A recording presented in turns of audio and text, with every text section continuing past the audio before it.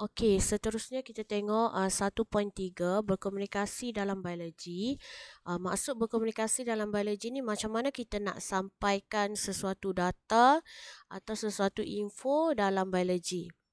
Okey, kita akan menyampaikan maklumat-maklumat biologi tu pertama sekali dalam bentuk jadual. Okey, jadual ni kita nak merekod atau mempersembahkan data bila kita melakukan eksperimen. Okey, kita tengok dekat sini. Okey, macam mana kita nak membina jadual? Okey, yang pertama sekali, kalau kamu tengok dekat jadual, okey, dia ada lajur. Okey, lajur sebelah kiri. Okey. Kemudian ada lajur sebelah kanan. Okay.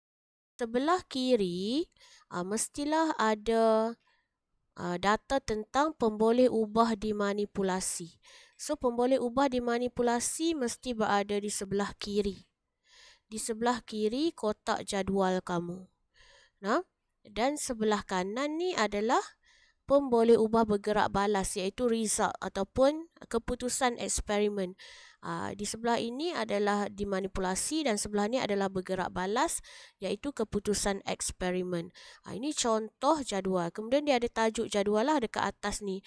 Kemudian kalau kita buat jadual, kita akan letak nilai terus dekat tajuk jadual tu. Nah, tajuk setiap kotak jadual tu kita letak unit. Unit bagi nilai yang kita akan tulis. Jadi kita tak perlulah tulis dekat sini. Tak perlu dah tulis dekat sini. Sini tulis nilai je. Jadi dekat tajuk tu kita dah letak unit yang sepatutnya. Okey, kemudian itu yang pertama, kita menyampaikan data melalui jadual. Yang kedua adalah kita kena buat graf. Okey, macam mana kita nak buat graf? Okey, pertama kita akan tulis tajuk graf. Okey, tajuk graf di sini isi padu oksigen yang dibebaskan melawan suhu. Okey, jadi tajuk dekat situ bila kita tulis isi padu oksigen yang dibebaskan melawan suhu, maksudnya isi padu oksigen yang dibebaskan ini adalah pemboleh ubah bergerak balas. Pemboleh ubah bergerak balas mesti duduk dekat depan tajuk. Lepas tu kena ada perkataan melawan. Dan di hujung ni adalah pemboleh ubah dimanipulasi. Macam tu kita buat jadual pula. Kita buat tajuk graf. Tajuk graf yang pemboleh ubah bergerak balas kena dekat depan, kemudian ada perkataan melawan, dekat belakang adalah pemboleh ubah dimanipulasi. Okey, dari segi paksi. Okey, ini adalah paksi X, paksi Y dan ini adalah paksi X. Jadi paksi Y yang menegak ni, okey, paksi Y kita letakkan pemboleh ubah bergerak balas. Jadi pemboleh ubah bergerak balas dia duduk dekat paksi Y.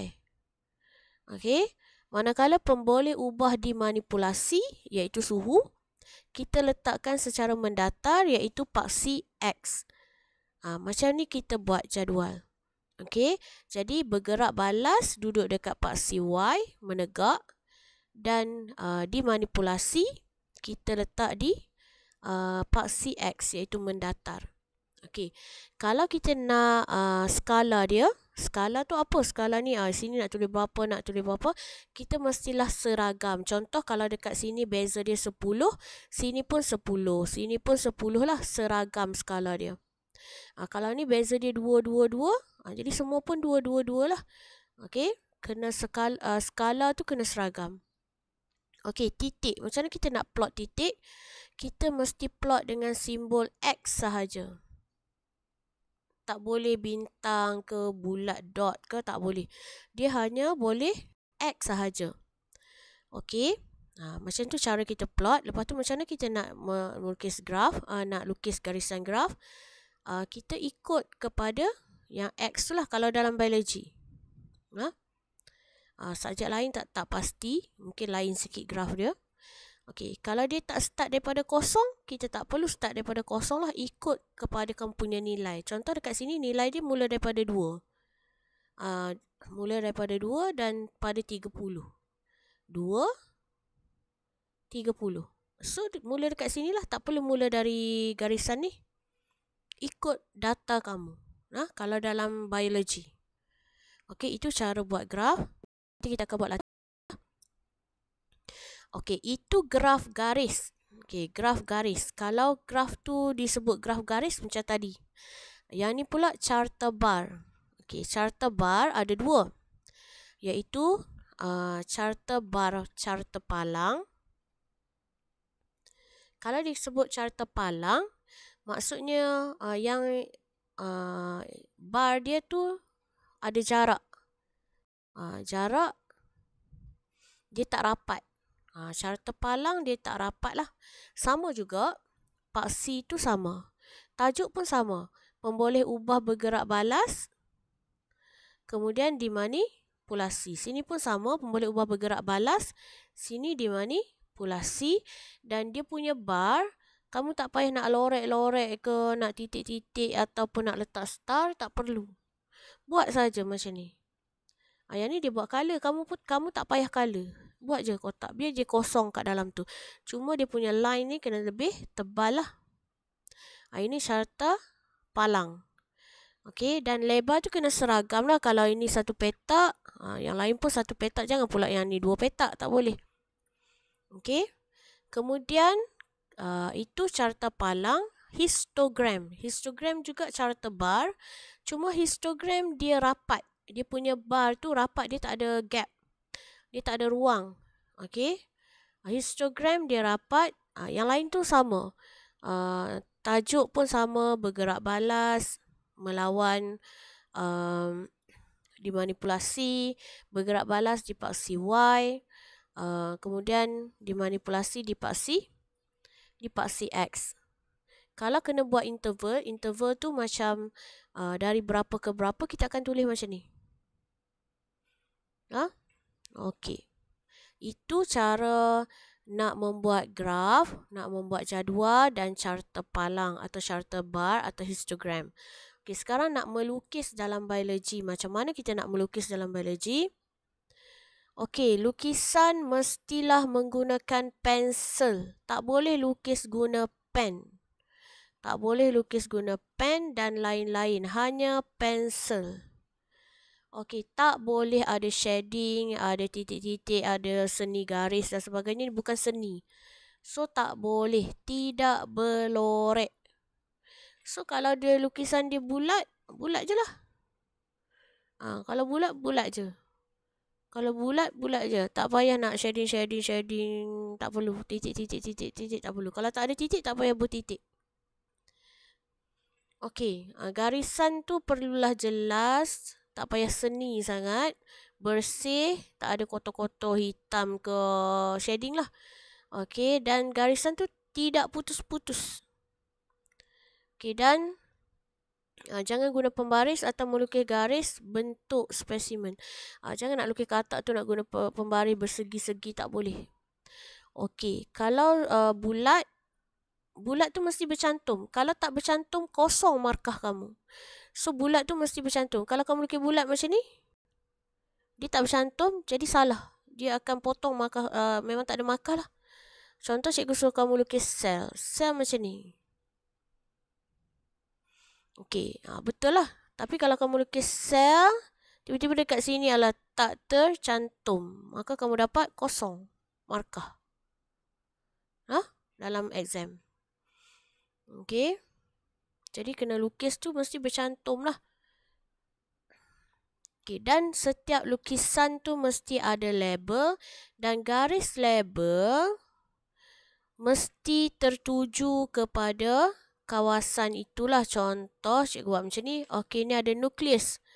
So, label dia mesti tuju dekat nukleus lah. Jangan jauh sangat. Okey. Dan tak ada anak panah. Tak boleh anak panah. Label tak boleh anak panah. Dia kena garisan je. Dan garisan tu taklah bersilang satu sama lain. Ni nak macam ni, ni pula nak macam ni. Buat dengan jelas. Okey. Dan lukisan mestilah mempunyai tajuk. Contohnya, sel haiwan. Ada tajuk lah apa yang kamu lukis. Okey. Saiz pun berkadaran dengan betul. Okey, kalau kita nak lukis plant, mesti ada lukisan garis yang menunjukkan garis secara bentuk struktur. Lukis mestilah terperinci. Okey, ada faktor pembesaran. Faktor pembesaran tu maksudnya yang kamu lukis tu pelan. Pelan macam ni. So, pelan kepada ini. Macam ni lukis pelan. So, pembesaran dia berapa kali ganda? 2 kali ke 3 kali. Okey, kena ada juga faktor pembesaran. Boleh tulis faktor pembesaran sekali dan kamu tengok dia punya label. Dia tak bersilang-silang. Kalau bolehlah label dia straight je, garis straight. Kalau kamu nak label sini, janganlah buat macam ni. Buat je lah straight. Supaya lukisan kita nampak kemas. Kalau kamu nak label flower, kenapa kamu nak garis macam ni? Garis je lah dari tepi. Supaya lukisan tu nampak kemas dan senang nak dibaca. Ini kita panggil lukisan plant. Ini kita panggil lukisan yang lebih terperinci lah. Okey, itu lukisan dalam biologi. Ingat kena guna pensel dan lukisan kena label dan tak boleh ada shading dan sebagainya. Okey, dari segi satah. Satah ni contoh kalau cikgu kata, okey, kerat carrot secara melintang. Jadi kamu kena tahulah melintang tu macam mana, membujur dan sebagainya. Okey, satah kita tengok dekat sini. Satah keratan dan arah dia. Okey, satah sagittal. Satah sagittal adalah pembahagi kiri dan kanan. Ini satah sagittal. Pembahagi kiri dan kanan. Satah frontal. Satah frontal ialah pembahagi depan dan belakang. Kita bahagi ikut sini. Depan dan belakang. Belakang, ini depan. Okey. Kalau satah melintang, kita kerat macam ni. Atas, bawah. Okey. Sekali lagi, satah sagittal tu ialah kiri atau kanan. Satah frontal ialah depan atau belakang. Satah melintang tu atas atau bawah. Okey, seterusnya. Keratan rentas. Okey, keratan rentas. Keratan membujur maksudnya kita belah carrot tu. Macam ni. Ini keratan membujur. Kalau keratan rentas mestilah melintang. Ini keratan rentas. Ini keratan rentas. Jadi kena tahu keratan apa. Okey, kalau kita lukis struktur anatomi. Anatomi tu struktur haiwan dan sebagainya, manusia. Okey, macam mana kita nak label? Okey, bahagian atas kita panggil superior. Superior, bahagian atas, bahagian kepala. Okey, bahagian bawah kita panggil inferior. Okey, inferior, bahagian yang berada di bawah bahagian lain ataupun menuju ke arah kaki, semua inferior. Okey, bahagian yang jauh dari garisan tengah, ini garisan tengah. So, kalau dia duduk tepi-tepi ni, kita panggil dia lateral. Faham? Kalau dia duduk atas, kita panggil dia superior. Kalau dia duduk bawah, kita panggil inferior. Kalau dia duduk tepi, kita panggil lateral. Okey, contoh dekat sini, kalau dekat ikan, okey, ikan kan dia duduk kot ni. Jadi, kita nak tengok, kalau depan, okey, kepala dia lah depan, kita panggil anterior. Anterior, depan. Kalau belakang, kita panggil posterior. Ini penting. Kenapa? Contoh macam haiwan yang macam cacing. Kita tahu kepala dia kat mana. Jadi bila kita tengok tu, kita akan sebut dia sebagai anterior dan posterior. Okey.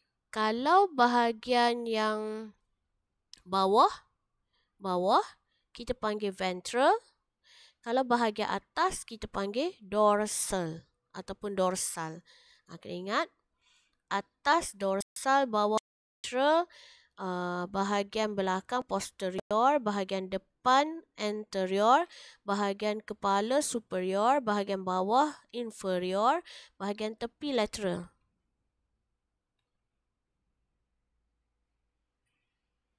Okey, penyiasatan saintifik ni maksudnya macam mana kita nak buat eksperimen. Ini kamu selalu dah buat.